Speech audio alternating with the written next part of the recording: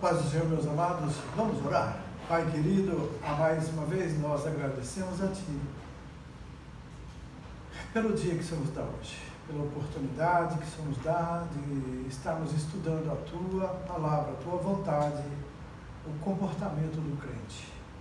Em nome de Jesus agora, fala conosco, através da leitura desse livro, de acordo com a Tua palavra, que nós não sejamos jamais enganados por nenhum ensinamento que é contrário à Tua vontade, à Tua palavra, mas sim edificados nela, Pai. Nós estaremos firmes com o nosso conhecimento a respeito daquilo que é bom, agradável aos Teus olhos. No nome de Jesus, abre agora o nosso entendimento para a glória do Teu nome, pelo Teu Espírito Santo. Amém.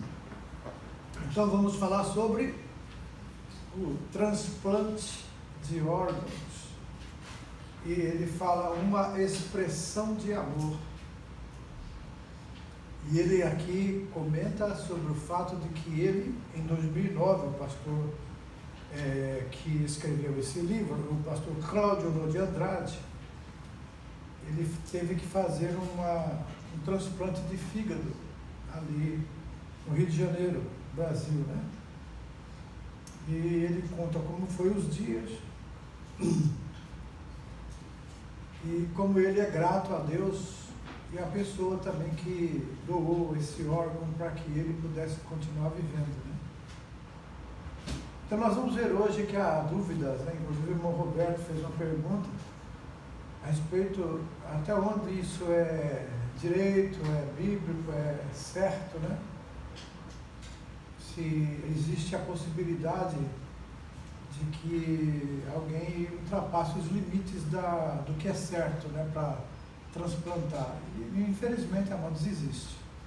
Existe em todas as áreas o certo e o errado, a corrupção, né? Até mesmo com vidas humanas existe o perigo da pessoa usar de estratégias malignas, corruptas por causa do dinheiro, tirar órgãos de pessoas vivas e vender no mercado negro. Isso no mundo existe. Tem uma grande nação aqui do nosso lado, que faz isso com os presos, inclusive cristãos também. Se precisar, eles... Agora, isso como não é noticiado, não é, né, espalhado, quase ninguém sabe. Mas a gente que estuda, que pesquisa, acaba descobrindo isso. Normalmente quem denuncia acaba desaparecendo, né?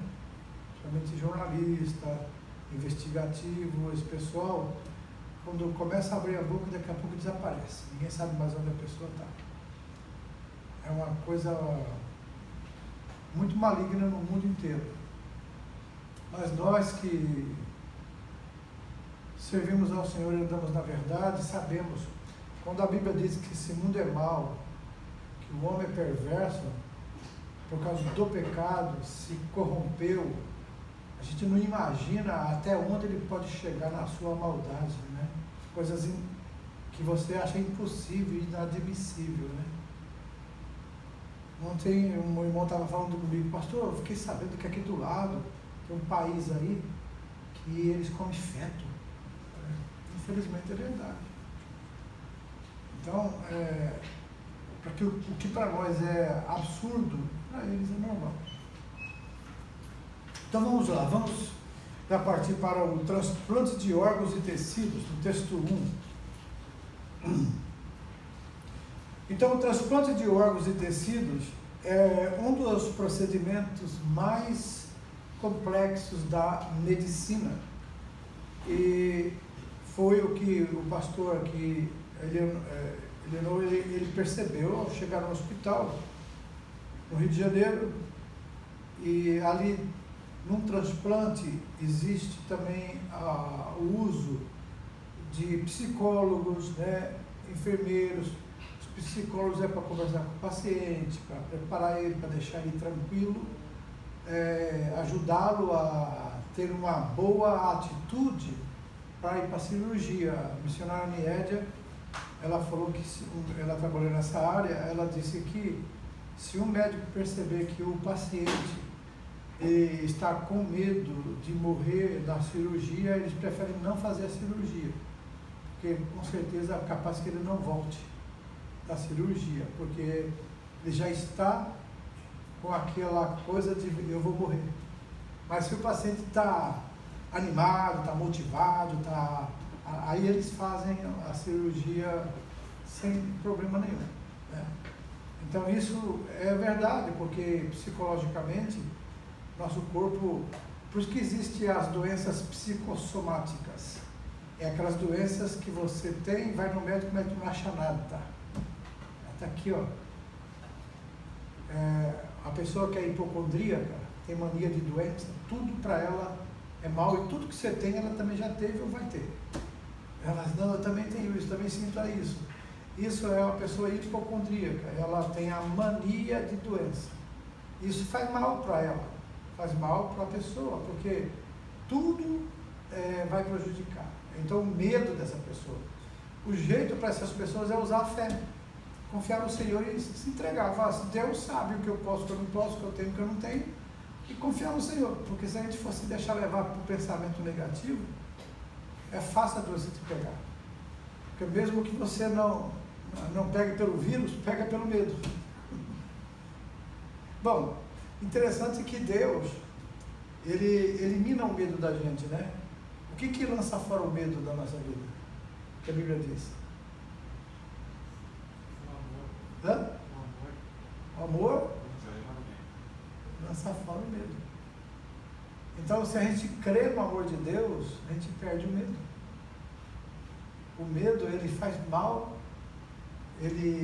O diabo trabalha no medo. A corrupção no mundo trabalha no medo. Viu que através da pandemia, o medo que eles colocaram na população, para poder a pessoa aceitar tudo que eles falavam. Então essa é uma coisa maligna, sabia? Medo é maligno. Mas quando você confia no Senhor, o medo ele não tem essa influência em você. E no caso de um transplante, é uma cirurgia muito complexa. Vai mexer com vasos, nervos, músculos, vai mexer com muita coisa dentro da gente. Aqui no Japão mesmo os médicos já falam que você pode morrer, você pode ter um câncer, você pode... Já põe todos os medos possíveis. Não é questão do medo, eles querem que você assine, porque se caso acontecer uma dessas coisas, você já estava ciente daquilo que poderia acontecer, para não vir a família não jogar um processo em cima do hospital, né? Ok? Bom, a logística dessa parafernália para a cirurgia diz que é impecável. E ele fala sobre o hospital e tal, mas isso aqui para nós não tem tanta importância. Então, agora o transplante de órgãos e tecidos é uma ciência médica multidisciplinar.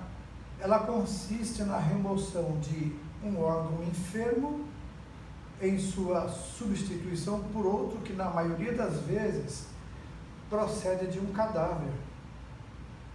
No caso dos rins e do fígado, a doação e a recepção pode ocorrer intervivos, isto é, eu posso doar parte do meu fígado para alguém ou um dos meus rins, se tiver alguém com o rim enfermo e for compatível, né? Também não é só escolher, eu quero doar meu rim para ele, mas não é, você ver se é compatível, porque você tira um rim seu, você vai continuar vivendo, mas não mais com a mesma qualidade de vida de antes, mas a outra pessoa vai sobreviver. Só que se não for compatível, você vai perder os rins e ela vai ficar sem nada, porque vai rejeitar, o organismo rejeita e ela tem que ser retirado. Então, no caso dos rins, ele pode ser feito então o transplante com pessoas vivas, né? Agora, transportam-se órgãos inteiros, como o coração, ou partes de um órgão, como o fígado. O fígado ele se regenera, né? Então a pessoa não tira o fígado, Ele corta um pedaço e implanta no paciente e esse fígado se regenera. Interessante isso, né? E transplanta-se também pele, visando a recuperação da área atingida por queimaduras graves. Hoje está se usando muito, não sei se vocês sabem, a pele da tilápia, né? Tem criadores de tilápia que são apropriadas para isso. Quando a pessoa tem queimadura, que a pele não vai se reconstituir, eles pegam a pele da tilápia e ela serve, dá certo no corpo humano. Então, só não pode criar escama depois, né? Mas dá para recuperar. Isso é um avanço muito grande da medicina, né? É um benefício para a humanidade. Então, considera-se o transplante essa ciência multidisciplinar porque só é possível realizá-lo após se constatar a compatibilidade entre o doador e o receptor, através de rigorosos exames e análises radiológicas, clínicas e também laboratoriais. Por isso, faz-se necessário o concurso de mais diversas disciplinas, especialidades médicas, por exemplo, cardiologia, hematologia, pneumatologia, né? A infectologia, etc. Faz-se necessária ainda a presença de psicólogos, assistentes sociais, a fim de que se prepare o paciente, tanto na esfera a esperar, né, quanto a receber o novo órgão. E nesse processo, os familiares do paciente devem também estar acompanhando. A ciência, que estabelece as regras e métodos de transplantação, recebe o nome de transplantologia. Aliás, essa ciência já saiu da fase experimental há bastante tempo e seus resultados e avanços são notáveis. Haja vista que os transplantes de coração, fígado e rins tornaram-se corriqueiros em todo o mundo. E o xenotransplante. Bom, além da transplantação clássica, há outras que encontram em fase experimental, como, por exemplo, a xenotransplante, que é o enxerto de órgãos animais em seres vivos, seres humanos. A transplantação dá-se o nome também de heteróloga. E mais adiante nós vamos voltar a esse assunto. É um tema bastante delicado, que vem sendo discutido também com muita expectativa e interrogações. Bom, vamos lá. Associa a coluna A com a coluna B. A primeira aí, 1 é B. A 2 é E. A 3, D. A 4, aí a quinta C. Bom, a história de doação de órgãos. Vamos lá. Embora a transplantologia, ela seja uma ciência nova, as suas possibilidades vêm sendo exploradas ao longo dos milênios. Sábios e médicos, antes mesmo do surgimento da moderna tecnologia hospitalar, sonhavam com o dia em que o transplante de órgãos e tecidos seria algo rotineiro. Aliás, quando nós voltamos à Bíblia Sagrada, descobrimos que o próprio Deus, há quase 3.000 anos, já havia falado sobre esse transplante, né? Lembra que Deus falou? Que aqui, lá em Israel, por volta de 580 a.C., o Senhor Deus, através de Ezequiel, prometeu aos expatriados judeus o quê? Um transplante cardíaco radical. Como assim? O que ele disse? Dar-vos-ei coração novo e porei dentro de vós espírito novo. Tirarei de vós o coração de pedra e vos darei coração de carne. É claro que aqui o profeta estava falando metaforicamente, não era literal. Mas ele estava falando da conversão dos hebreus, né, a nação hebreia, ao Deus de Jacó. Então, não obstante, era uma referência ainda que figurada de uma possibilidade médica e comprovadamente científica. Então,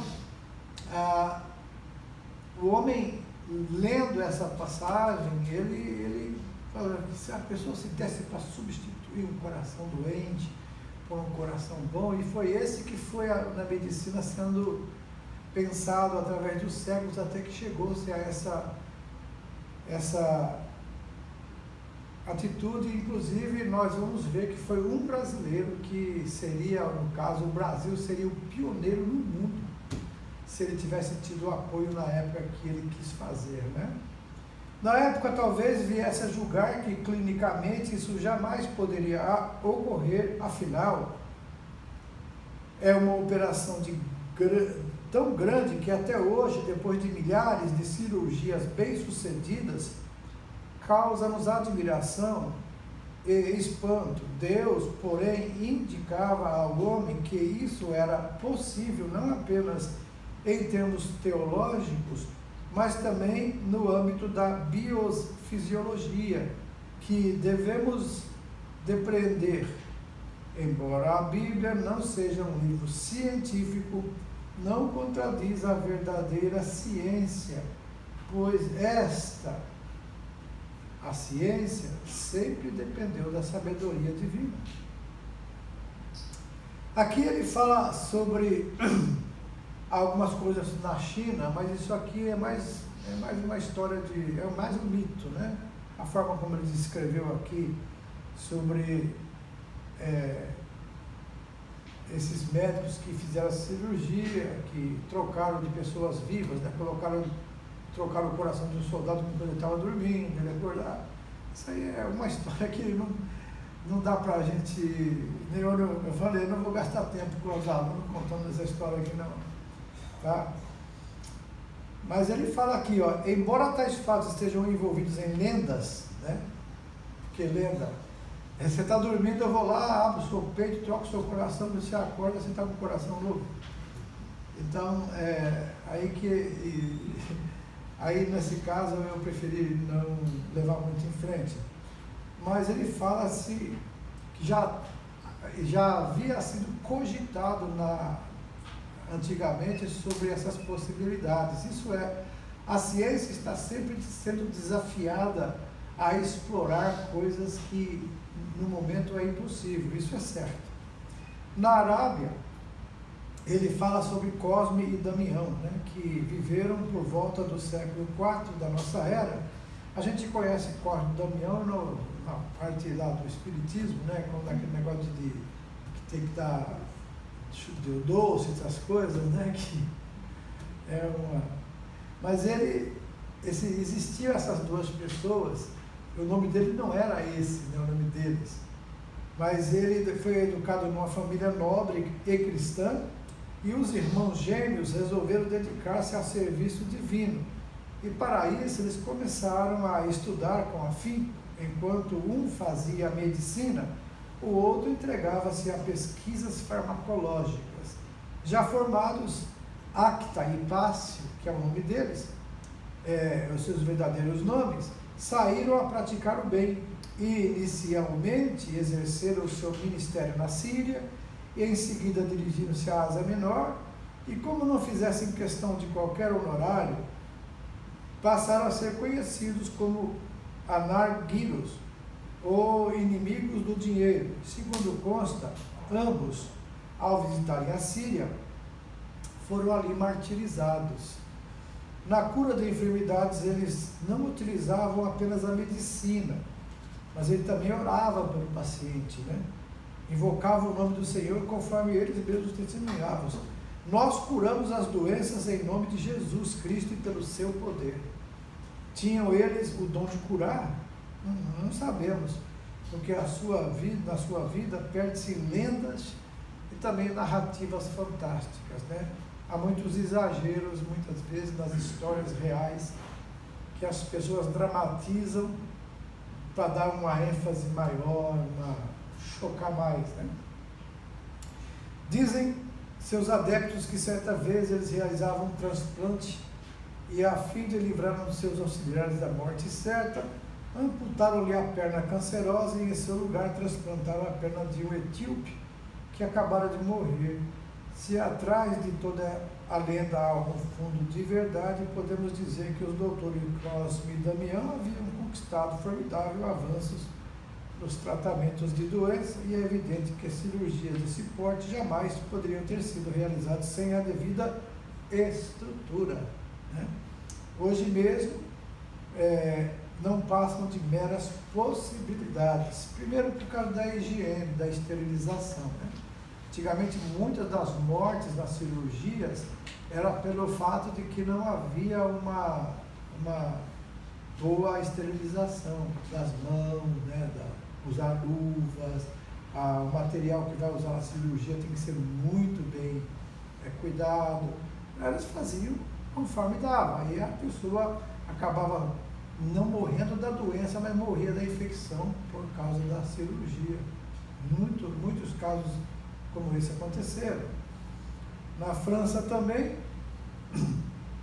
a verdadeira história dos transplantes, em 1902 na França, esse cirurgião Alex Carrel, ele descobriu uma técnica capaz de ligar os vasos sanguíneos. A partir daí, as cirurgias mais delicadas e complexas tornaram-se possíveis, inclusive a transplantação de órgãos. Em virtude de suas descobertas, Dr. Carrel ele seria agraciado com o Prêmio Nobel de Medicina em 1912. Então, descobriram como ligar as veias, né? Ligar uma veia rompida, né? Isso é muito importante. Cientista brilhante, jamais deixou de crer em Deus e aos seus pares deixou uma exortação grave e bem apropriada.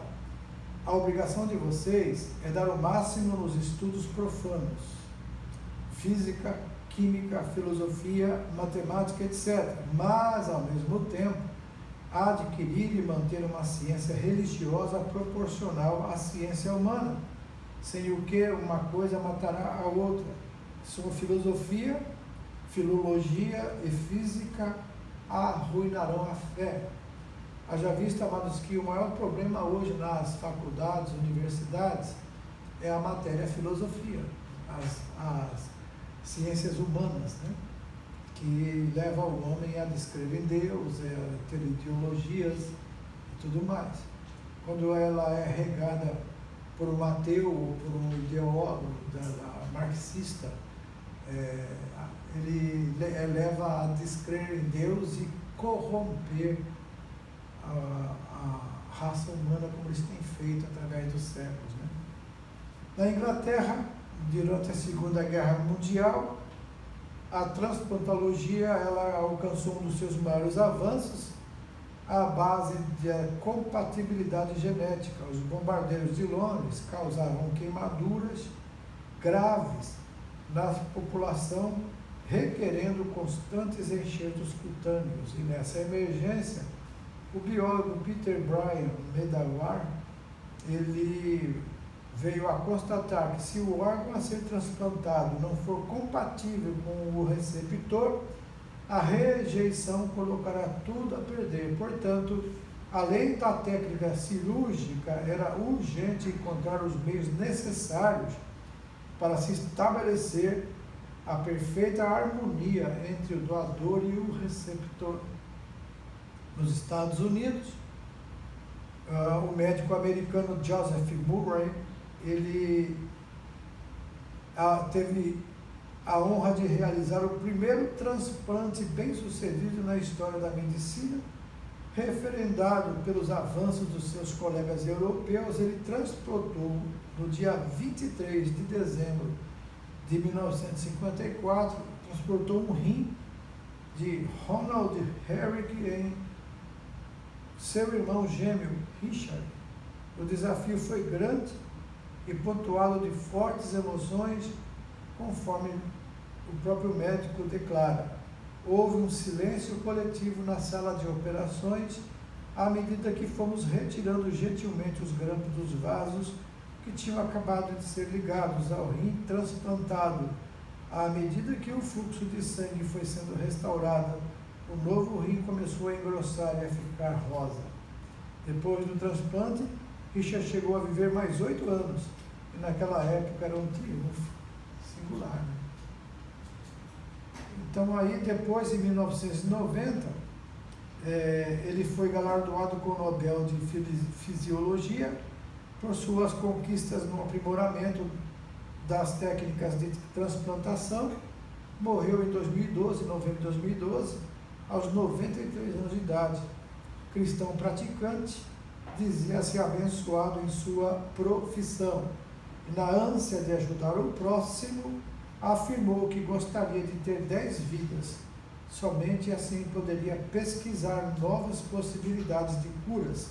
E em sua autobiografia deixa um depoimento que retrata muito bem a sua formação espiritual. Ele disse: a minha vida como cirurgião cientista tem sido muito recompensada.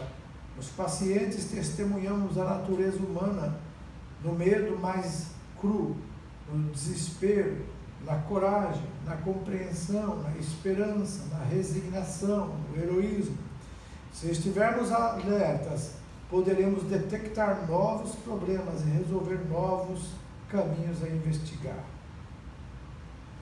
Aí na África do Sul, ele fala sobre que a primeira cirurgia, ao invés de marcar definitivamente a transplantação de órgãos, foi realizada em 1967, na cidade do Cabo, no hospital de Groote Schuur. Ele, dessa interessante metrópole sul-africana, o Dr. Christian Barnard, morreu em 2001, ele substituiu o coração de Louis Waskansky pelo de uma jovem de 25 anos que acabara de morrer num acidente automobilístico. Ao justificar a sua iniciativa, confessou o cirurgião: nós na África do Sul tivemos de decidir o que fazer. Todos os dias víamos pacientes que não podiam ser ajudados e a única possibilidade de ajudá-los era transplante de coração. Embora o paciente do Dr. Barnard ele haja morrido 3 semanas depois, a cirurgia levou a comunidade médica mundial a interessar-se pelo transplante cardíaco. Ao mesmo tempo, as interrogações éticas ganhavam voz e eloquência. Até que ponto podemos mexer com o coração humano? Tinha-se a impressão de que a transplantação cardíaca alteraria a personalidade do receptor. Isso é, eles achavam, como se fala muito, coração bom, coração ruim, né? A pessoa má, que tem um coração mau. Eles achavam que se transplantasse o coração dessa pessoa para outra, ia mudar a personalidade do receptor. A polêmica forçou o Dr. Barnard a dar a seguinte declaração: a partir de um determinado momento, a gente é apenas um pesquisador e tem de se ater ao fato de que o coração, a única coisa que ele faz é bombear sangue, né? Então, um transplante de coração não é mais do que um transplante de rins ou de fígado. E na ocasião até parecia que se estava transplantando a alma e não o coração. Porque o sentimento está na alma. Quando a Bíblia fala coração, está tratando da alma, né? Não do coração de carne em si. Né? Ok? Aí nesses exercícios, qual que está errado? Oi? Vocês não responderam. Só 11, né? Ok. E a associação agora, o 12 é 13, 14, 15 e 16. Muito bem. O texto 3, a história da doação de órgão no Brasil. Aí é que vem aqui a história do nosso Brasil, né? Não fosse a burocracia, o Brasil teria conquistado o pioneirismo na área de transplantes cardíacos. Em 1967, o Dr. Zerbini, né, conhecido mais como Dr. Zerbini, é Euríclides de Jesus Zerbini, ele morreu em 1993, estava tão preparado quanto o Christian Barnard para ser o primeiro cirurgião a transplantar um coração humano. Quem esclarece o fato é o médico anestesista Rui Vaz Gomide de Amaral, em depoimento à revista Veja de outubro de 2013.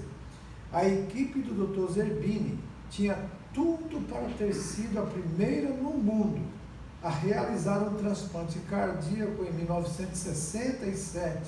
Só não foi porque a clínica médica do hospital não liberava os pacientes para Zerbini, com a estranha alegação de que faltava cultura geral. Zerbini podia até não ser muito culto, mas era um gênio em cirurgia.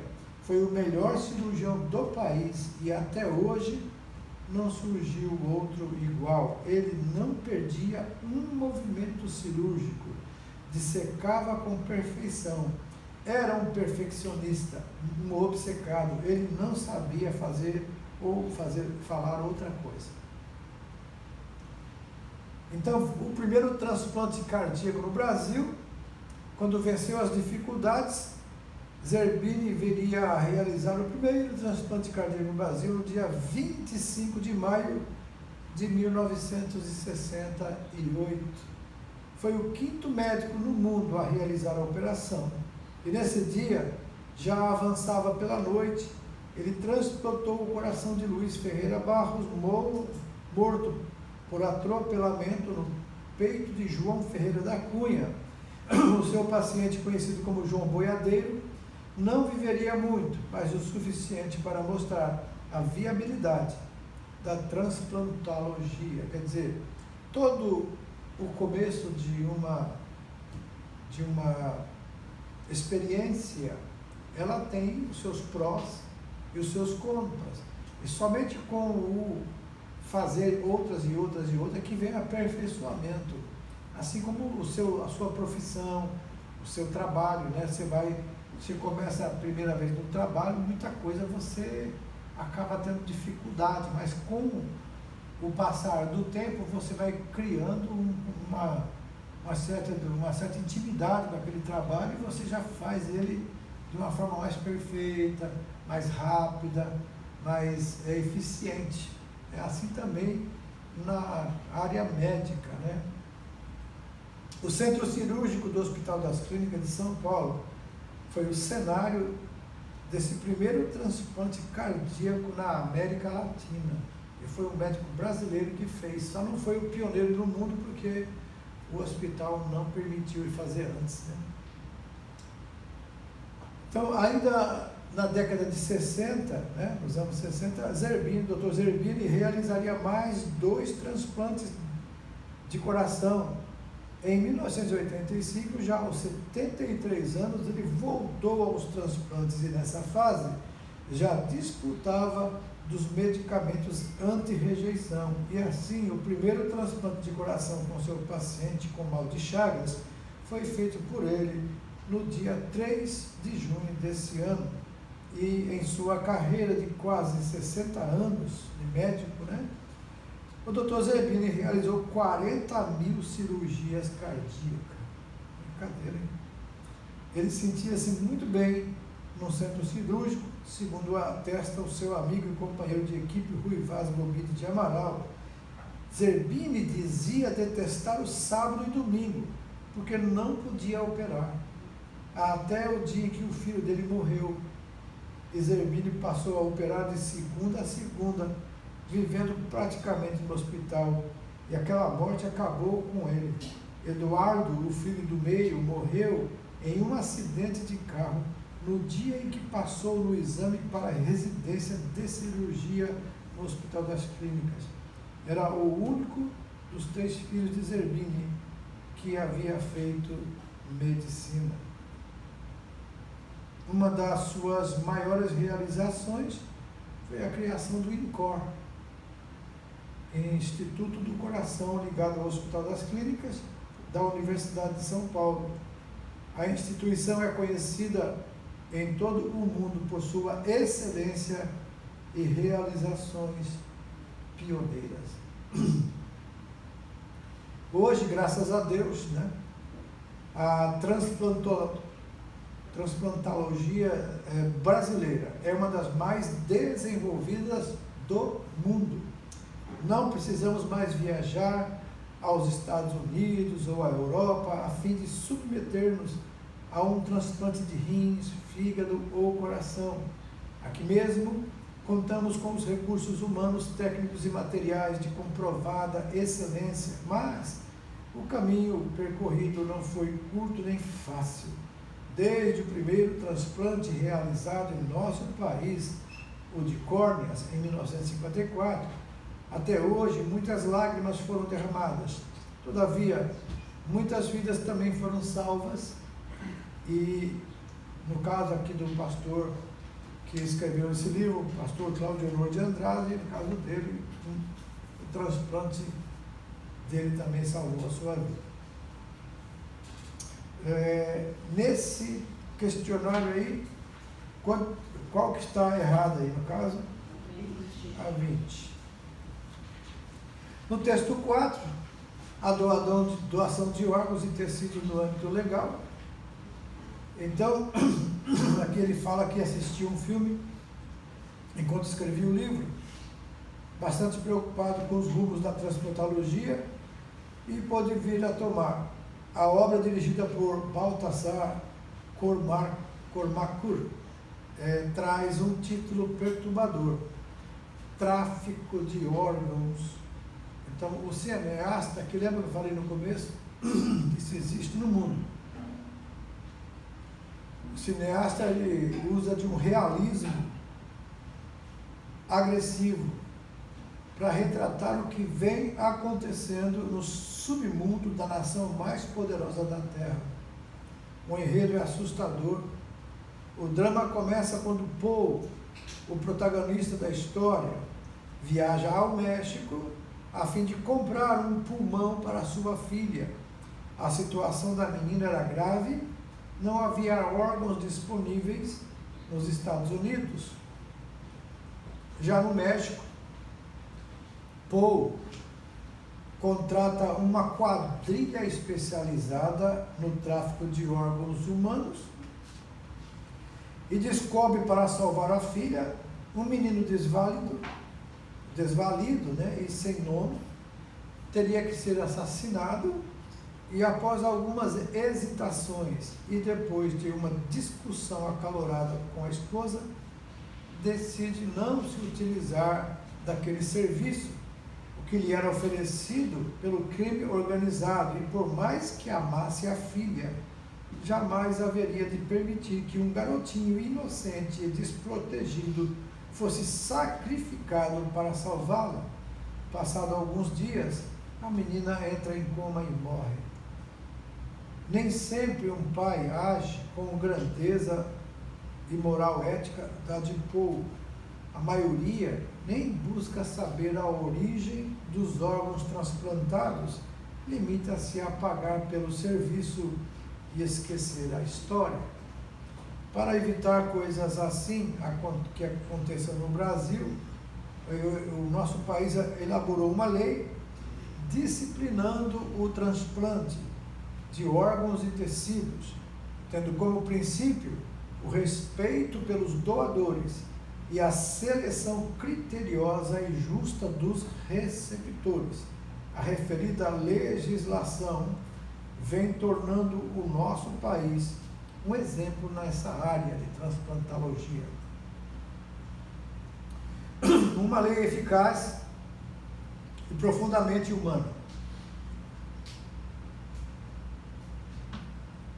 Antes da Lei 9.434, de 4 de fevereiro de 97, a transplantologia brasileira ainda estava longe de ser uma referência internacional, faltava-lhe parâmetro oficial, e quanto à população, não se achava devidamente cônscia sobre a urgência da doação de órgãos e tecidos. Então, o presidente Fernando Henrique Cardoso, ele resolveu mudar esse quadro, criando o Sistema Nacional de Transplante, através de um arcabouço jurídico eficaz que levasse em consideração o respeito à vida humana. Já em vigor a lei, facilmente a captação e distribuição de órgãos. Com isso, verificou-se nos 2 anos seguintes um aumento de 50% no número de procedimentos cirúrgicos. E dessa forma, o Brasil veio ocupar o segundo no ranking internacional de transplantes, perdendo apenas para os Estados Unidos. No entanto, a lei tinha um lado bastante frágil.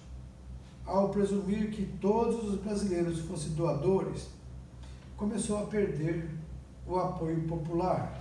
E o resultado foi desastroso. Na confecção de novas carteiras de identidade, 97% das pessoas declararam-se não doadoras. Para reverter a situação, o governo baixou a medida provisória 1718, de 6 de outubro de 98, acrescentando o seguinte dispositivo do texto legal: na ausência de manifestação da vontade do potencial doador, o pai, a mãe, o filho ou o cônjuge poderá manifestar-se contrariamente à doação, o que será obrigatoriamente acatado pelas equipes de transplante e doação. Em outubro de 2000, o Executivo publicou outra medida provisória determinando que as manifestações de vontade relativas à retirada pós-mortem de tecidos, órgãos e partes constantes na carteira de identidade civil e na carteira nacional de habilitação perdem sua validade após o dia 1º de março de 2001. E para tranquilizar de vez a nação, o Palácio do Planalto sancionou em 23 de março de 2001 a Lei 10.211, em seu artigo 4º dispõe referido diploma legal. A retirada de tecidos, órgãos e partes do corpo das pessoas falecidas para transplantes ou outra finalidade terapêutica dependerá da autorização do cônjuge ou parente maior de idade, obedecida à linha sucessória reta ou colateral, até o 2º grau, inclusive firmado em documento subscrito por 2 testemunhas presentes à verificação da morte. Então, o que a nação esperava era uma oportunidade de agir amorosa e voluntariamente, afinal, um momento de luto e choro. Ninguém admite ser coagido a entregar o corpo de um ente querido para ser retalhado, espoliado. Então, some-se a isso o medo de ser propositadamente morto, para a fim de os seus restos mortais sejam comercializados. Embora infundados, semelhantes temores prejudicam o avanço da transplantologia em nossa pátria. Apesar dessas dificuldades iniciais, a Lei 9.434 permitiu que avançássemos nessa área tão difícil, mas estratégica e urgente da medicina, e desde então, milhares de brasileiros vêm sendo abençoados com uma nova chance de vida. Então, vamos ver os antigos e mais importantes da legislação em forma. A constatação da morte encefálica para a retirada de órgãos, aqui está, visando então coibir o comércio e o uso indevido de órgãos e tecidos humanos. Essa lei aqui, 9.434, exige a comprovação da morte encefálica. Caso contrário, nenhuma parte do corpo do enfermo terminal haverá de ser explantada. Em artigo 3º, nós lemos aí a retirada pós-mortem dos tecidos ou partes do corpo humano destinados a transplante ou tratamento deverá ser precedida de diagnóstico de morte encefálica constatada, registrada por 2 médicos não participantes da equipe de remoção e transplante, mediante a utilização de critérios clínicos e tecnológicos definidos por resolução do Conselho Federal de Medicina. No capítulo referente à eutanásia, nós discorremos sobre o protocolo que acompanha o atestamento da morte encefálica. Embora ainda imperfeito, né, é o melhor instrumento de que dispomos para constatar se uma pessoa está ou não cerebralmente morta. E é importante que todos os requisitos de protocolo sejam rigorosamente observados, a fim de que não haja qualquer dúvida quanto à conduta da equipe médica. Sobre a autorização de familiares do morto, a respeito da doação dos seus órgãos e tecidos, em seu artigo 4º, já modificado por uma redação substitutiva, a lei torna obrigatória a autorização dos familiares do morto encefálico para que seus órgãos e tecidos sejam explantados. Esta norma, aliás, é observada na maioria dos países, então o legislador não deixa qualquer dúvida acerca do procedimento. Então, lê para mim, por favor, essa parte aí, a retirada. De tecidos, órgãos e partes do corpo de pessoas falecidas para transplantes ou outra finalidade terapêutica dependerá da autorização do cônjuge ou parente, maior de idade, obedecida a linha sucessória, reta ou colateral, até o segundo grau, inclusive, firmada em documento subscrito por duas testemunhas presentes na verificação da morte. Então, portanto, toda e qualquer doação de órgãos e tecidos tem de ser feita com o consentimento explícito dos familiares da pessoa cuja morte encefálica foi devidamente comprovada. E sobre a doação de órgãos de tecidos intervivos, a lei também regulamenta isso. Ele diz que é permitido o quê? Que a pessoa juridicamente capaz dispor gratuitamente de tecidos, órgãos e partes do próprio corpo vivo, para fins terapêuticos ou para transplantes em cônjuge ou parentes consanguíneos, até o quarto grau, inclusive na forma do desse artigo, ou em qualquer outra pessoa, mediante autorização judicial, dispensada esta em relação à medula óssea. Então, assim, nesse parágrafo 3º do artigo de exposição, o legislador ele deixa claro que as circunstâncias de doação poderão ser feitas, que será só permitida a doação referida nesse artigo quando se tratar de órgãos duplos e de partes de órgãos e tecidos, ou parte do corpo cuja retirada não impeça o organismo do doador de continuar vivendo sem risco à sua integridade e não represente grave comprometimento às suas aptidões vitais e saúde mental e não cause mutilação ou deformação inaceitável, corresponda a uma necessidade terapêutica comprovadamente indispensável à pessoa receptora. Por exemplo, doação de fígado. O fígado só tem um, né? Rins são 2. Então pode doar um rim, mas o fígado não pode doar o fígado todo. Se está vivo, corta um pedaço do fígado e transplanta para o receptor. E ainda está sujeito a esperar ver se o organismo vai aceitar ou rejeitar essa. Não houvesse tais disposições e comércio de órgãos e tecidos chegaria ao ponto de que mutilar os mais pobres e desfavorecidos em benefício de ricos e poderosos. Alguns, para deixar bem aos seus filhos, venderiam o próprio coração. Estamos diante de muitas possibilidades. Tem pessoas que, vivos, diriam para o médico: tira meu coração e coloca nele. O médico não pode fazer isso, porque a pessoa está viva.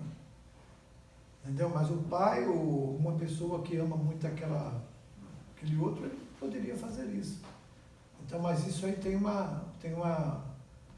ele não é ético, né? Essa ética não é possível aceitar, né? Por isso mesmo a lei tem de ser aplicada com o máximo rigor. De outra forma, o que hoje parece até romântico se transformaria numa indústria de Frankensteins, né? Quer dizer, hoje existe, nós sabemos que por baixo do pano existe essa máfia de transplante de órgãos, né? E sobre a publicidade dos transplantes, com o intuito de se evitar que o transplante de órgão de tecido transforme num comércio sórdido e grosseiro, essa lei 9.434, ela proíbe qualquer publicidade sobre o procedimento. Em seu artigo 11 determina que é proibida a vinculação de qualquer meio de comunicação social, anúncio, assim, ó, igual nós temos nas redes sociais, né?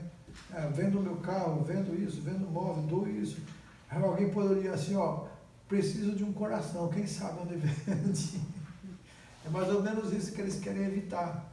Porque aí, gangsters, né, quadrilhas, poderiam dizer, nós temos um coração. E aí pega uma pessoa, realmente são inimigos deles, já mata e arranca assim, os órgãos e já coloca já dentro de um lugar apropriado para poder vender, comercializar. A finalidade dessa lei é manter a transplantologia como uma ação social voluntária, gratuita, anônima e amorosa. Se uma pessoa é doadora e morre, não é pago nenhum dinheiro à família dela pelo órgão doado, porque isso tem que ser algo voluntário e gratuito, né? Valoriza-se assim a vida humana, impedindo que se esteja exposta no imenso camelódromo, né? Ou leiloada em lotes. Se isso viesse a acontecer, os mais ricos, eles seriam beneficiados. O teu coração vai para aquela menina, mas não, eu te pago 2 milhões para você colocar no meu filho. Aí, deixa ela morrer e vai para o outro. Ok? Enquanto os mais pobres teriam de arcar com as mutilações, as deformidades, e seria uma escravatura cruel e abjeta sem qualquer precedente. E sobre também a dignidade do cadáver. Na área da transplantologia, deve-se prestar atenção não apenas no receptor, mas também no doador. Se o cadáver haverá de ser tratado com toda dignidade e respeito, vendo-se em seu corpo não um objeto de expoliação, mas uma fonte de vida para outras vidas. Por isso, essa lei 9.434 penaliza os que tratarem de forma vil os doadores mortos. Em seu artigo 19, ele é incisivo na punição, né? Deixar de recompor o cadáver, devolvendo-lhe aspecto condigno para sepultamento, ou deixar de entregar ou retratar a sua entrega aos familiares ou interessados, pena de detenção de 6 meses a 2 anos. Então, não sei como eles se refeririam aqui no Japão, né? Que mutilado ou não, a pessoa vira um pozinho, né? Depois. Então, conforme veremos mais adiante, faz parte da ética do transplante preparar devidamente o cadáver do doador, a fim de que o seu corpo em nenhum momento venha demonstrar ter sido mutilado devido ao explante de órgão, né? A retirada. 22, D. 23, D. 24, D. 25, C. 26, 27 e 28. A doação de órgãos e tecidos no âmbito teológico.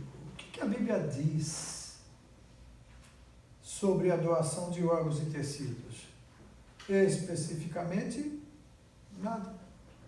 Todavia, o princípio do amor abnegado e doador encontra-se em várias de suas passagens. Portanto, doar órgão é um ato que reflete a essência da mensagem cristã. De acordo com o ensino de Jesus, a lei e os profetas resumem-se nesses dois mandamentos: amarás o Senhor teu Deus de todo o teu coração, de toda a tua alma, de todo o teu pensamento, e este é o primeiro e grande mandamento. E o segundo é semelhante a esse, que é: amarás o teu próximo como a ti mesmo. Quando alguém doa os seus órgãos, não deixa de imitar o próprio Cristo, que por amor a nós doou o seu corpo e alma. Foi o que deixou bem claro o apóstolo João. O que ele disse aí? Que ele deu a sua vida por nós, e nós devemos dar a vida pelos irmãos. Então, o verdadeiro amor, ele nos constrange à doação. Não é fácil uma família tratar semelhante assunto numa hora em que as lágrimas são mais eloquentes do que qualquer ato humanitário, né? Mas é justamente aí que podemos perpetuar a vida do ser que se foi, num outro ser que, dependendo de nossa atitude, pode ficar entre nós, ainda que por um bom tempo. Por exemplo, esses dias eu vi um pai, ele atravessou um estado inteiro de bicicleta para ver um rapaz que estava vivendo com o coração da filha dele, que morreu num acidente de automóvel. A filha dele, jovem, morreu, e o doador sobreviveu, estava lá, e ele foi, e quando ele chegou, né, o rapaz estava lá, o rapaz abriu a camisa, ele pegou o estetoscópio e colocou lá. É emocionante, né? Ele ouviu o coração da filha batendo vivo dentro do corpo de um rapaz. Então, são cenas como essa que a gente pensa, vale a pena, porque a filha dele e esse coração iria se perder. Mas como ela foi declarada morta, no caso aqui encefalicamente, como é o registro, então não há mais nada a fazer a não ser doar. E foi isso que aconteceu, e por isso aquele rapaz estava vivo e o pai pôde ter essa... E eles se sentem mais unidos também depois, mesmo que sejam estranhos, mas existe uma ligação, né? E exatamente a ligação de coração. Bom, as nossas igrejas precisam estar preparadas a fim de auxiliar seus membros a agir em momentos como esse. É claro que não forçaremos a família enlutada a doar órgãos de seus mortos, mas uma palavra consentânea sempre haverá de trazer consolação e desprendimento. Porque, na verdade, um órgão de um parente nosso transplantado não vai fazer diferença para nós, porque no dia da ressurreição dos mortos, essas coisas não são, órgãos não são necessários. O corpo vai ressuscitar um corpo glorificado e perfeito. Então não é, mas faltou, vai ressuscitar, está faltando o coração, está faltando um braço, está faltando uma perna. Não existe isso.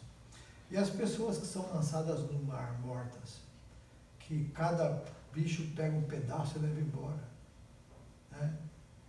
A gente se imaginar, não, o corpo tem que estar inteiro para ressuscitar inteiro, não é uma coisa razoável biblicamente, porque tem pessoas que foram despedaçadas, né?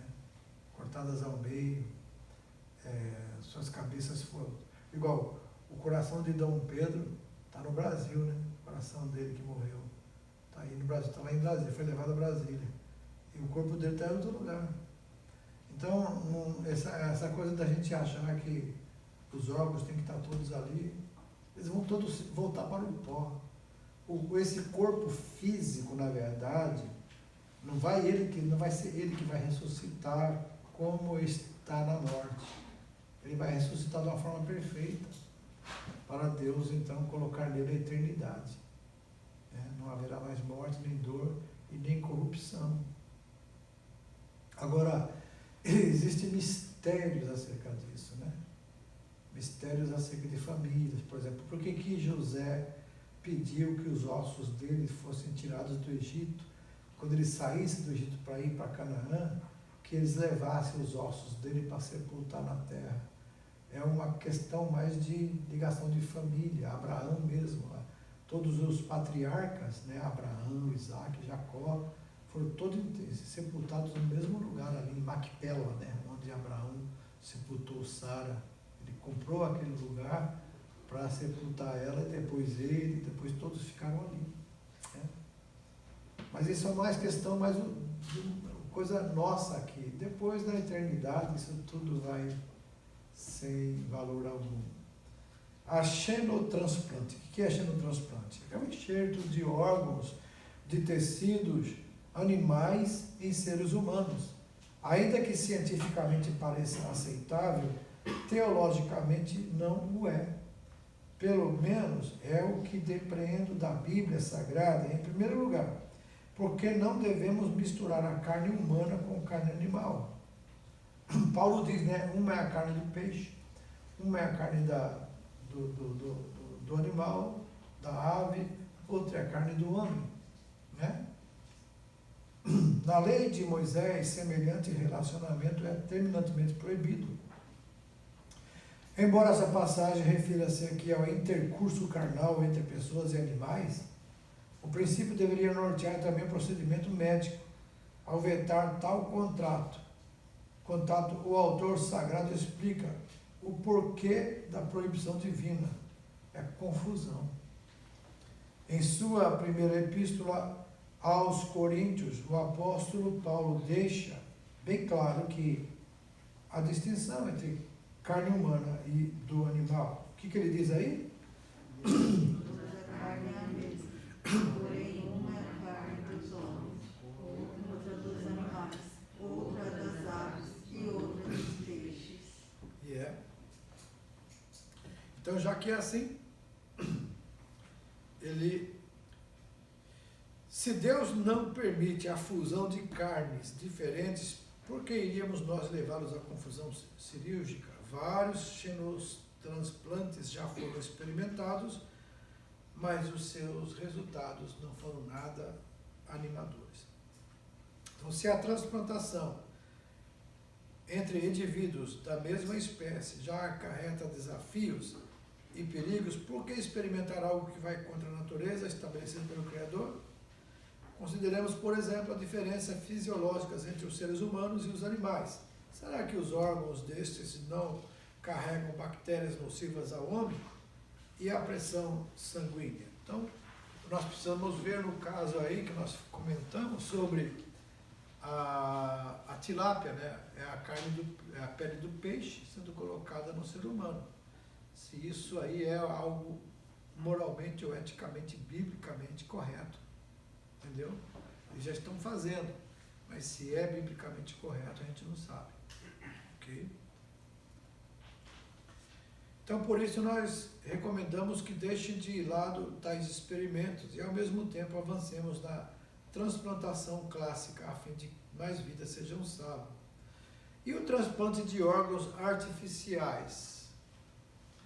Se, por um lado, sou contra a xenotransplante, por outro lado, favorável ao uso de órgãos artificiais. Assim como utilizamos ligas metálicas na recuperação de fraturas graves, ser-nos-á igualmente possível reparar ou substituir outras partes do corpo humano por artefatos eletrônicos. Isso, em certo sentido, já vem acontecendo. Né? A máquina de hemodiálise, por exemplo, substitui os rins, ou os respiradores mecânicos, os pulmões, e o coração artificial vem cumprindo razoavelmente seu papel nas intervenções cardíacas. Teologicamente, nós não vemos nem qualquer impedimento para o uso de órgãos artificiais. Deus não formou o ser humano do pó da terra. Dessa mesma terra vimos extraindo tudo que é necessário, ou necessitamos. Usamos bengalas e muletas para nos equilibrarmos, e para vermos com nitidez utilizamos óculos. Logo, é perfeitamente ético buscar o desenvolvimento dos órgãos artificiais. É só miniaturizar os equipamentos que hoje são disponíveis apenas nos hospitais, né?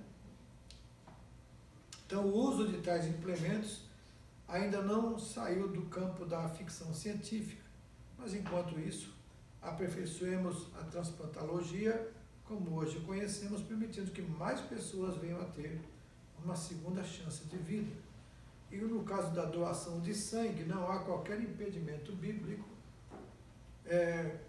na doação sanguínea, conquanto nos vete a sua ingestão, né? Ingestão, beber sangue ou comer sangue, né? A Bíblia condena a gente comer. Lá no Nordeste a gente usa muito o sarapatel, né? Que é a mistura de sangue nos certos animais. O frango, que ele é sufocado, né? Carne sufocada também, a Bíblia diz que não devemos comer isso no Novo Testamento já, tá? Não é no Velho, não. Então, nada com sangue. Eu estava falando isso no ETAD, lá numa cidade. Em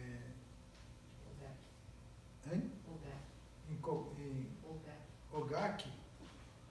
Não foi Ogaki, foi Ogaki, E um dos irmãos falou assim: ih, pastor, e agora que a gente come peixe, peixe tem sangue. Eu falei: o boi também tem sangue, a gente come, só que o sangue é escoado. Agora fica sangue na carne. Essa que fica na carne em si não é o problema. O problema é quando o animal é morto, igual a galinha mesmo, né? A gente tinha muito negócio de torcer o pescoço, né? No Nordeste usa muito isso. A carne fica mais saborosa. Mas isso aí é proibido. A minha mãe fazia muito tal do sarapatel. Quem sabe o que é sarapatel aí? O nordestino tudo sabe. Os paulistas aqui, ninguém sabe. O que mistura no sarapatel? É tudo miúdo, sangue, né?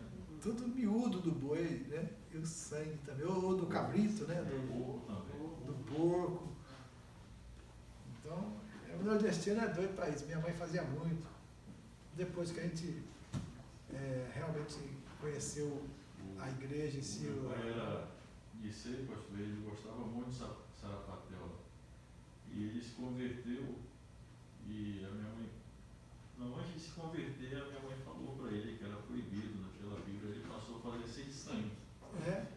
Vai ficar, não ficar a mesma coisa, mas fazer, ele gostava tanto que ele fazia sem sangue. É igual o vegetariano, né? Lá na nossa cidade tinha um restaurante vegetariano e ele fazia feijoada. Só que a feijoada dele era tudo com vegetais, né? Só que eles faziam de um jeito que parecia a carne do porco mesmo. Falei, tá vendo? O pecado está no coração, então, já que é pecado, já está pecando. Está enganando o organismo, né? Bom, foi o que disse, o sangue representa o elemento principal da nossa fisiologia. Foi o que disse a Noé: carne, porém, com sua vida, que é o sangue, não comereis. Ora, se o sangue é de fato a vida do corpo, nada mais natural para o cristão do que doá-lo. É o que entendemos nessa passagem de João. Tem o problema dos testemunhos de Jeová que não aceita a doação de sangue, né? E também a gente comia outra coisa, não sei se lá vocês também comiam chouriço. Chouriço é só sangue mesmo, né? Agora já inventaram sem sangue. Os crentes comem. Nisso conhecemos o amor de que Cristo deu a sua vida por nós, devemos dar a nossa pelos nossos irmãos. Por conseguinte, os mesmos princípios aplicados à doação de órgãos sejam igualmente aplicados à doação de sangue, né? Assim como Cristo, amando-nos, deu-se sem reservas por nós, e ainda que devemos agir para que o seu nome seja glorificado através das nossas doações. Vamos lá, então. deixa eu ver aqui. Hoje nós vamos fazer por inteiro, tá? Vai dar tempo. 29 e 30 C, 31 e o resto?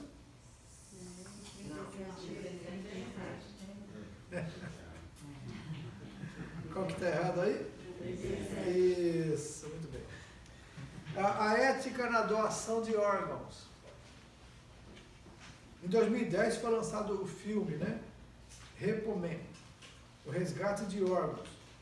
Faz uma abordagem sombria e pessimista do futuro da medicina, e o enredo da obra, dirigida por Miguel Sapochnik,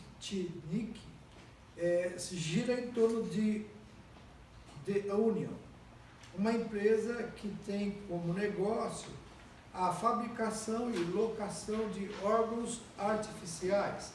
Entre seus funcionários, a entidade conta com o eficiente trabalho de coletores. Função desses é retomar os aparelhos dos inadimplentes. De maneira fria e metódica, o grupo intimo devedor abre-lhes o corpo, retira-lhes o artefato, deixando-os morrerem sem qualquer assistência. O mais apavorante é que tudo no filme é feito sob a égide da lei. Isso é, nesse filme, eles mostram que já existe no filme, existe uma lei que permite isso. Você não pagou, eu vou aí, arranco o seu coração, arranco o seu... Então, no tópico anterior, dissemos ser favoráveis à criação de órgãos artificiais, a fim de suprir a falta dos naturais. Todavia, há uma questão a ser considerada. Caso a tecnologia médica evolua a esse nível, como os enfermos mais pobres haverão de adquirir seus corações, pulmões, fígados e rins, quisera que esse admirável mundo novo jamais chegasse, tornando-se, porém, realidade, nós cristãos estaremos apercebidos e apresentando que nós somos contra pela ética cristã, né? No que tange ao transplante de órgãos e tecidos, mostraremos a seguir as linhas mestras. Por exemplo, gratuidade e anonimato. Isso é, a transplantação é uma política pública tão delicada e frágil que, para ser mantida, faz-se necessário observar dois princípios, que é a gratuidade e o anonimato. É vetada, então, a venda, legalmente, a venda e a compra de órgãos humanos. De outra forma, somente os mais ricos terão acesso a esse tão maravilhoso ramo da medicina. E como o dinheiro puxa dinheiro, tornará o tráfico de órgãos e tecidos, que já é escandaloso, incontrolável. Por isso, é necessário que continue acessível a todos essa parte de transplantes, né? O anonimato é fundamental também para o êxito do transplantação. Recomenda-se, pois, que não haja vínculos entre a família do doador, cadáver, e o receptor. Dessa forma, evitar-se-á coação financeira e outras pressões indesejáveis. Então, no caso daquele pai que foi conhecer lá, o homem que estava com o coração da sua filha, é mais por uma questão emotiva, né, emocional, do que mesmo por uma questão que ele está falando aqui, né, de anonimato.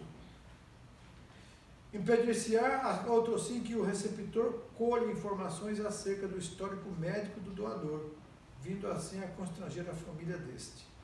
E no caso do pastor aqui em particular, uma coisa fácil pela família que de forma não tão amorosa permitiu que o órgão de seu ente querido me salvasse a vida. Oro para Deus, que Deus o abençoe e cubra-os com a sua graça. Mas um dia, quando estivermos na casa do Pai Celeste, conhecerei essas pessoas desprendidas, abnegadas. E também fala da universalidade. Mantendo-se essa gratuidade e o anonimato no transplante de órgãos, nós teremos condição de manter também a sua universalidade, isso é, os mais ricos não terão qualquer precedência sobre os mais pobres, isso é, eles não poderão pular a fila. Todos serão obrigados a obedecer os critérios médicos quanto à ordem de transplante. Portanto, o que há de vigorar não são os recursos do enfermo, mas o grau da sua enfermidade. Se o transplante for realizado no hospital particular, que esteja sob a supervisão de médicos públicos, e assim todos os pacientes, que quer pobres, quer ricos, terão iguais oportunidades e periodicamente esses que são transplantados têm que fazer uma revisão no hospital, né? Ok? E eles vão lá para realizar trabalhos. Voluntariedade. Mantendo a gratuidade, o anonimato e a universalidade, estimula-se também a voluntariedade na transplantação. Todos saberão que, nesse ramo da política pública, não haverá recompensas financeiras. A família de um doente terminal conscientizar-se-á, caso resolva doar o órgão do tecido do seu morto, agirá motivada por um único sentimento, o amor ao próximo. Então, na verdade, ele fala aqui que, se caso não fosse assim, haveria muita politicagem, muita corrupção, né? E já que existe a gratuidade, não haverá interesse em fazer escolhas de quem vai receber, exatamente porque não vai ter dinheiro envolvido, né? Infelizmente, quando tem dinheiro envolvido, há muita corrupção. Então, nenhuma lei, a não ser do amor, obrigar-nos a doar nossos órgãos ou de nossos entes queridos. E a doação tem que ser motivada pela solidariedade e pela abnegação. De outra forma, ela vai se transformar num comércio vil e repugnante. Também o respeito à natureza humana, isso aqui ele já falou também em textos anteriores, né?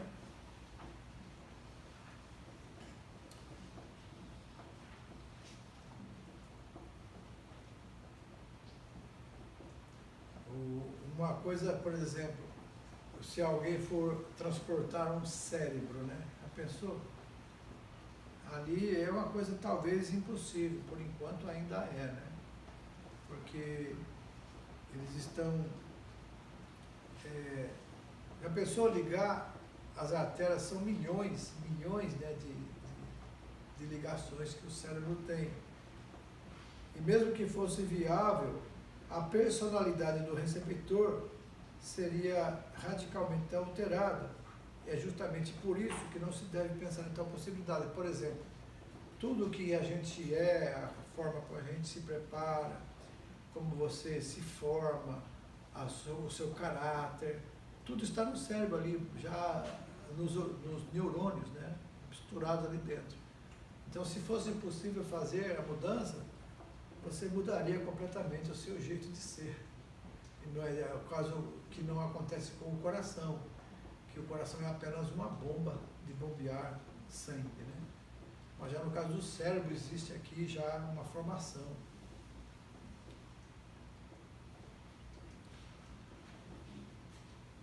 Em Hebreus 4:12, o escritor diz o quê? Vamos ler? A palavra de Deus vive e eficaz. E mais cortante do que qualquer espada de 2 gumes, e penetra até o ponto de dividir alma e espírito, juntas e medulas, e é apta para discernir os pensamentos e propósitos do coração. Então, lido esse versículo, que a conclusão chegamos, mexer com nossa estrutura cerebral é mexer também com o nosso espírito, pois o cérebro é o órgão que liga a alma ao corpo. Logo, é impossível e desnecessário e eticamente inconcebível a transplantação de cérebros.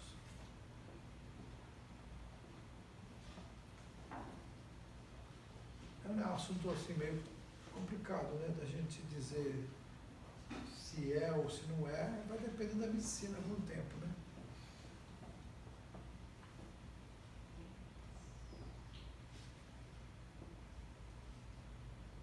Aqui ele fala também sobre a transplantação de gônadas, né, são designadas as glândulas sexuais, ovário, testículo, que produzem respectivamente os óvulos e os espermatozoides.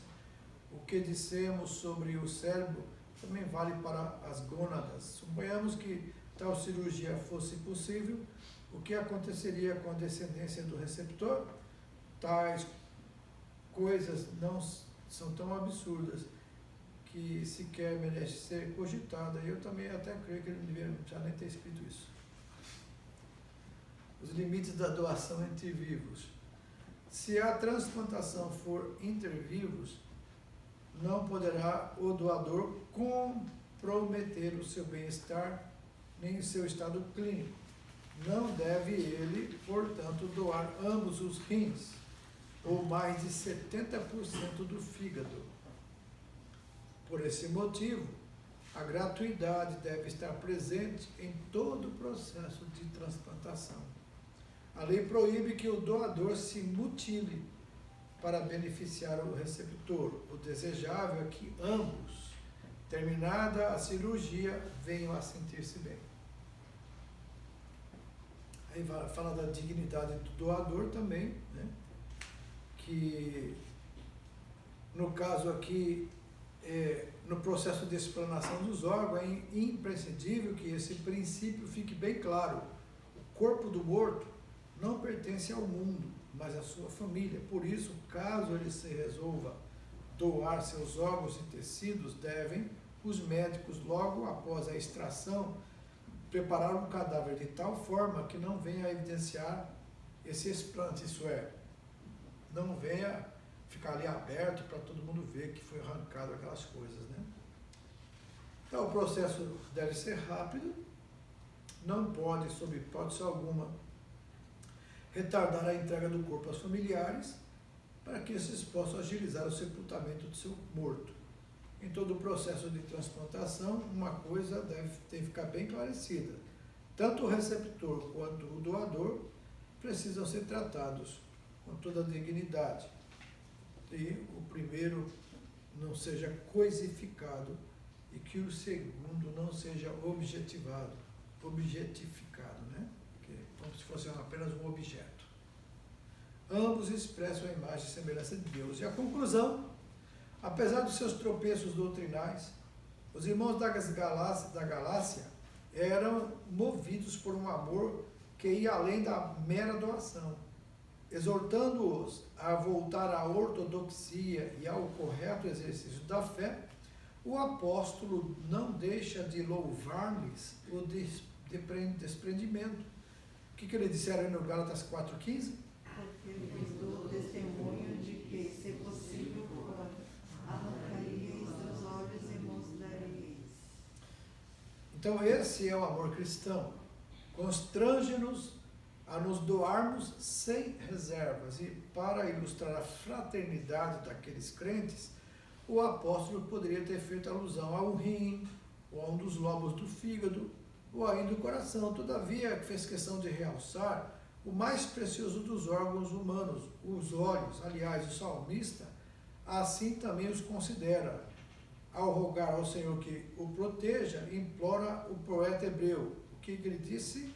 Guarda-me como a menina dos olhos, esconde-me à sombra das tuas asas. Com um dos rins, pode-se ter uma vida normal. Doando-se parte do fígado, esse logo se regenera. Com a nossa morte, que o coração seja levado a bater em outro peito. Mas doar os olhos em vida, quem estaria disposto a semelhante sacrifício? No programa de transplantação, ninguém é forçado a tal coisa. Pede-se apenas que os órgãos de nossos entes queridos tenham a continuidade no outro corpo. O Senhor Jesus não doou apenas um órgão, ele doou-se por completo, a fim de que pudéssemos desfrutar de uma vida plena e eterna ao lado do Pai Celeste. Então, doar o órgão é um dos lados mais puro amor cristão.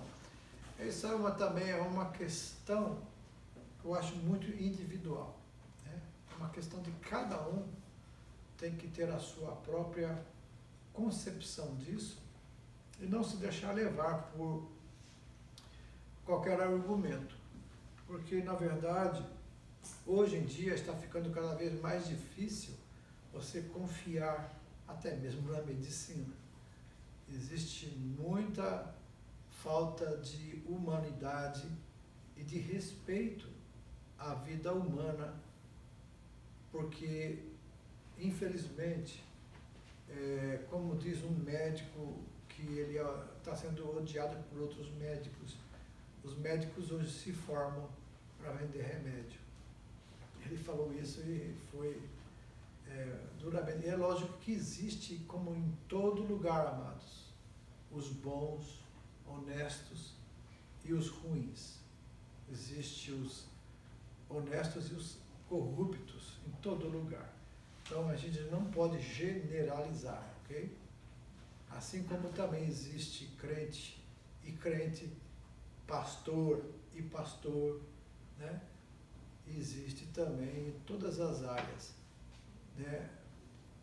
Políticos bons, políticos ruins. Existe em todo lugar isso. Agora, cada um deve ter a sua própria consciência daquilo que Deus colocar no coração. Se os irmãos sentirem um dia de querer ser doadores, tem toda a liberdade de escolher ser ou não. E se você achar que não, exatamente pelo medo de que alguém adiante a sua morte para dar para alguém o órgão, você diz, não, eu não quero ser doador. Isso não quer dizer que você não ama, né? Porque tem que amar o próximo como a si mesmo, né? Então, se a gente achar que eu posso beneficiar alguém com um órgão meu, eu não teria dúvida de beneficiar. Mas isso aí, eu creio que tem que ficar a critério de cada um, a sua consciência, né? 39 a 40 D, 41 B, 42 C, 43 C, 44 E, 45 e 46 C também, né? Agora vamos lá, o 47 48 49